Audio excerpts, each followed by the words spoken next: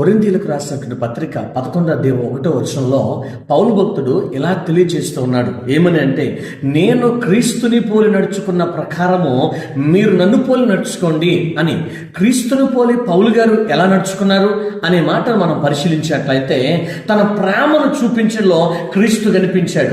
సువార్తను ప్రకటించేటప్పుడు క్రీస్తు కనిపించాడు. అదే విధముగా తను దెబ్బలు తింటున్నప్పుడు క్రీస్తు సహనము, ఆ యొక్క దీనత్వం ఆయనలో కనిపించింది. అదే విధముగా క్రీస్తు పని చేస్తూ ఉన్నప్పుడు, అనేక మందికి స్వార్థను ప్రకటిస్తూ ఉన్నప్పుడు, ఆకలిగా ఉన్నా, దప్పిగా ఉన్నా, తన జీవితంలో కష్టం వచ్చినా, శ్రమ వచ్చినా, ఇరుకొచ్చినా, ఇబ్బంది వచ్చినా, ఎటువంటి వేదన కలుగుచున్నా ఏ మాత్రము కూడా లెక్క చేయకుండా దేవుని రాజ్యాన్ని కట్టడానికి తన జీవితాన్ని సమర్పించుకున్నటువంటి స్థితి కనిపించింది ఈ రోజున. అందుకనే పౌలు గారు అంత ధైర్యంగా చెప్పగలుగుతున్నాడు. ఏమని అంటే, నేను క్రీస్తుని పోలి నడుచుకొనిచున్నాను. ఈ రోజున ఆ ధైర్యం నీకు నాకుందా? క్రీస్తుని పోలి నేను నడుచుకొనిచున్నాను అని చెప్పగలిగే ధైర్యం, ఆ ధైర్యము కలిగి బ్రతుకులాగున క్రైస్తవులుగా మారుదుము గాక.